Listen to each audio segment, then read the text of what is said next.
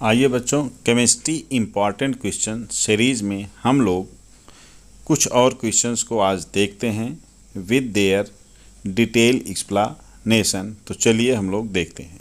इसमें पहला क्वेश्चन है, देखिए, the anhydride of BaOH twice is. Barium hydroxide का एनहाइड्राइड क्या है? आप जानते हैं कि एनहाइड्राइड वे सब्सटेंस होते हैं जो वाटर से रिएक्ट करने के बाद उस सब्सटेंस को ही देते हैं जिनके वो एनहाइड्राइड होते हैं। या किसी भी सब्सटेंस से अगर हम वाटर रिमूव कर दें तो जो बचता है दैट इज़ द एनहाइड्राइड। यहाँ पर आप देखें तो BaO जो है ये करेक्ट आंसर है, क्योंकि BaO जब रिएक्ट कर लेता है H2O से, this will give the BaOH twice यानी बेरियम हाइड्रोक्साइड। इस तरह से BaO is the correct answer. आइए नेक्स्ट क्वेश्चन हम लोग देखें। नेक्स्ट क्वेश्चन है, which of the following is true for bromine at standard temperature and pressure. Standard temperature और प्रेशर पर ब्रोमीन के लिए क्या करेक्ट है? तो देखिए बच्चों, ब्रोमीन आप जानते हैं हाइलोजन फैमिली 17 ग्रुप का एलिमेंट है। ब्रोमीन के लिए आप ये जानिए कि यह एक रेड ब्राउन वोलाटाइल लिक्विड है। ये एक फैक्ट है जिसे आपको याद रखना होगा। हाँ, इतना ज़रूर है कि इसी फैमिली का आयोडीन जो है वो इंडिगो कलर का होता है, वो सॉलिड होता है, तो ये आपको ध्यान रखना है। फ्लोरीन और क्लोरीन गैस होती हैं। आप याद रखें कि फ्लोरीन एंड क्लोरीन गैस हैं, ब्रोमीन रेड ब्राउन कलर का वोलाटाइल लिक्विड है, एंड आयोडीन जो है यह एक सॉलिड है जो इंडिगो कलर का होता है। नेक्स्ट क्वेश्चन चलिए हम लोग देखते हैं। Atoms of different elements with same number of neutrons are called. यहाँ पर आइसोटोन करेक्ट आंसर है, क्योंकि आइसोटोप में एटॉमिक नंबर सेम होता है, आइसोबार में मास नंबर सेम होता है, आइसोमर्स में मॉलिक्यूलर फार्मूला सेम होता है, आइसोटोन्स वे होते हैं जिनमें नंबर ऑफ न्यूट्रॉन सेम होता है। इस तरह से आप कह सकते हैं कि आइसोटोन्स जो हैं that is the correct answer. अब नेक्स्ट क्वेश्चन आइए हम देखते हैं। नेक्स्ट क्वेश्चन है, देखिए, चीज is a colloidal solution of. चीज किसका कोलाइडल सोल्यूशन है? Solid in solid, liquid in solid, solid in liquid, gas in liquid. तो आप एक जानते हैं कि कोलाइड 8 तरह के होते हैं। केवल गैस इन गैस होमोजीनियस यानी समांगी मिश्रण होने के नाते कोलाइड नहीं बनाते हैं। बाकी 8 कंडीशन यानी gas in liquid, gas in gas, gas in solid, इसी तरह से liquid in liquid, liquid in gas, liquid in solid, या solid in solid, solid in liquid, solid in gas, सभी कोलाइडल सॉल्यूशन होते हैं।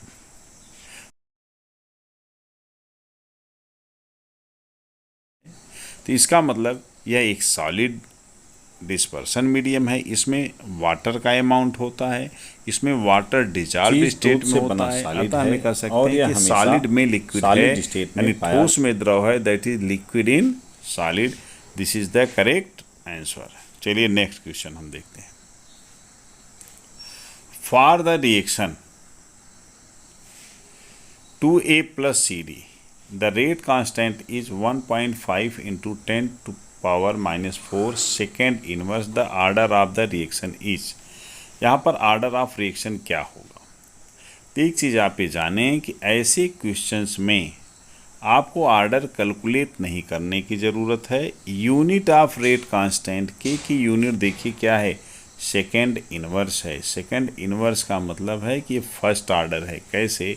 आप जानते हैं कि के की यूनिट निकाला अगर जाए, इसका एक फार्मूला है बच्चों, mole upon litre power 1 - n second inverse. तो यहाँ पर n की वैल्यू अगर आप 1 रख दीजिए, देखिए n की वैल्यू 1 रखने पर 1 - 1 0 हो जाएगा, और उस कंडीशन में मोल अपान लीटर की वैल्यू 1 हो जाएगी और यूनिट केवल सेकंड इनवर्स बचेगा। बिकॉज यहाँ पर सेकंड इनवर्स ही यूनिट है, इसलिए हम कह सकते हैं n की वैल्यू 1 है, यानी ऑर्डर 1 है, तो order 1 is the correct answer. Next question चलिए देखते हैं हम लोग। The rate constant of a bimolecular gas phase reaction is found to follow the Arrhenius equation, which of the following is will result in a smaller rate constant। अब आप अर्हेनियस equation को पहले देखें है क्या। अर्हेनियस इक्वेशन है k equal to a into E power minus E A upon R T. तो यहाँ पर k को पूछ रहा है कब लोअर होगा। बच्चों देखो, एक्टिवेशन एनर्जी माइनस के पावर में है, और जब भी माइनस के पावर में ये होगा तो इसका मतलब कि k जो है ई ए यानी एक्टिवेशन एनर्जी बढ़ाने पर घटेगा, एक्टिवेशन एनर्जी घटाने पर k की वैल्यू बढ़ेगी। t क्या है, ये फार्मूले में नीचे है माइनस के पावर में, अर्थात ये अगर हम t बढ़ाएंगे तो इसकी पूरी वैल्यू बढ़ जाएगी, क्योंकि माइनस पावर में, अर्थात k बढ़ेगा। तो इस तरह से हम कह सकते हैं कि k की वैल्यू t को बढ़ाने पर बढ़ेगा, t को घटाने पर घटेगा। बिकॉज यहाँ पर स्मॉलर कह रहा है, इसका मतलब हम लोअरिंग ऑफ टेम्परेचर को मान सकते हैं।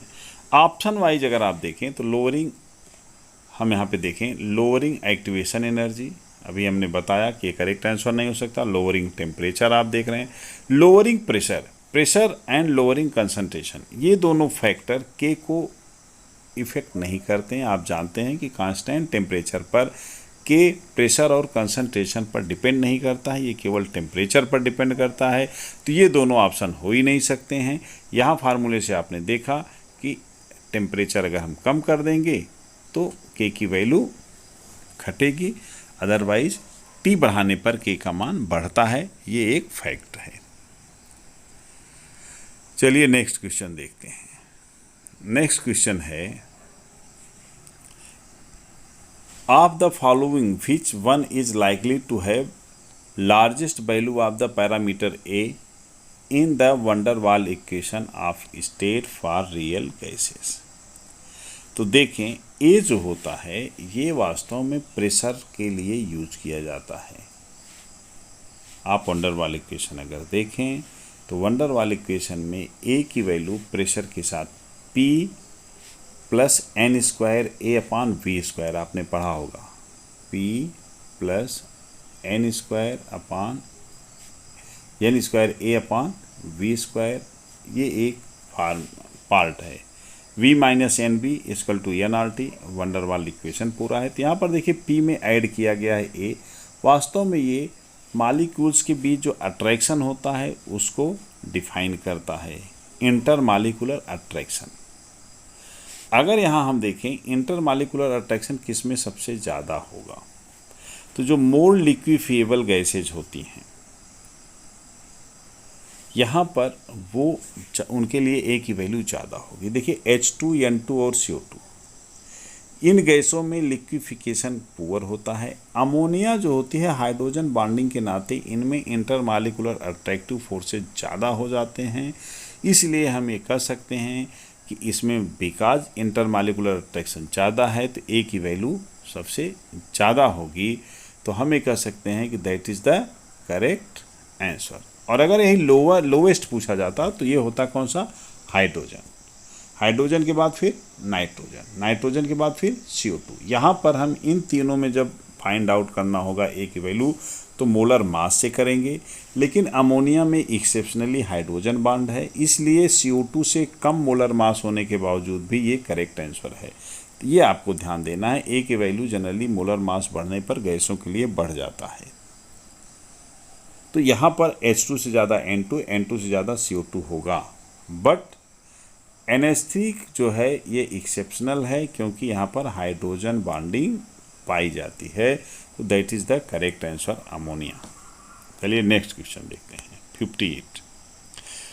What is the orbital angular momentum quantum number L of the electron that is most likely removed when ground state aluminum is ionized? देखिए एल्युमिनियम का अगर हम आयोनाइजेशन करें तो क्या वैल्यू होगी L की, सबसे आउटर मोस्ट इलेक्ट्रॉन के लिए। ये सीधा सीधा क्वेश्चन है, आप इसे समझें। तो आप देखिए एल्युमिनियम का अगर हम देखें तो इसका एटॉमिक नंबर 13 है और ये हो जाएगा 1s2 2s2 2p6 3s2 3p1 2 2 4 6 10 2 12 1 13।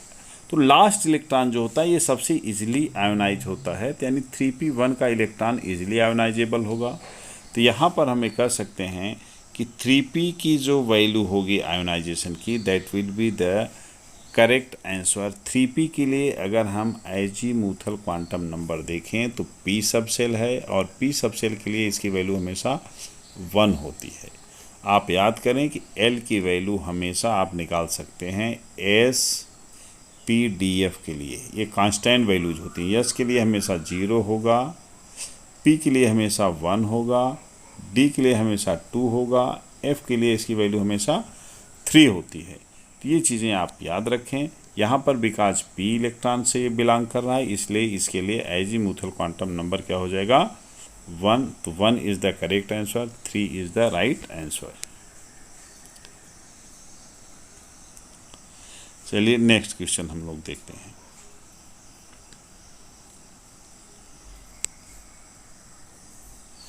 Under constant current electrolysis how many Coulomb's would be required to reduce 2 mole of copper to metallic copper?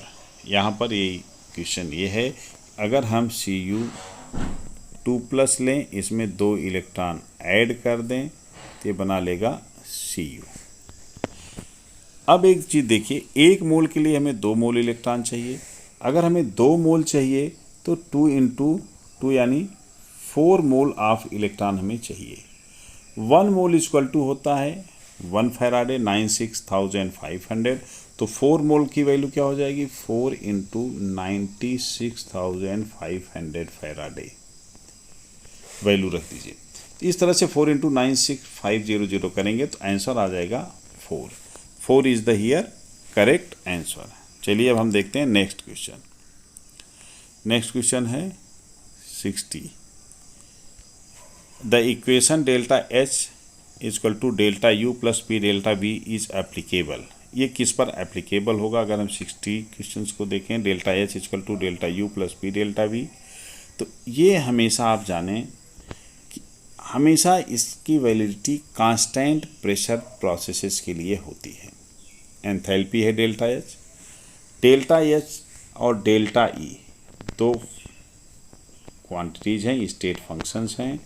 यहाँ पर डेल्टा H हमेशा कांस्टेंट प्रेशर प्रोसेस के लिए होता है, डेल्टा E हमेशा कांस्टेंट वॉल्यूम प्रोसेस के लिए होता है। इक्वेशन में भी आप देखिए P को कांस्टेंट रखा गया है, डेल्टा U चेंज कर सकता है, डेल्टा V चेंज हो सकता है, तो हमें कह सकते हैं कि ये कांस्टेंट प्रेशर प्रोसेस के लिए एप्लीकेबल होता है। तो this is the right answer second.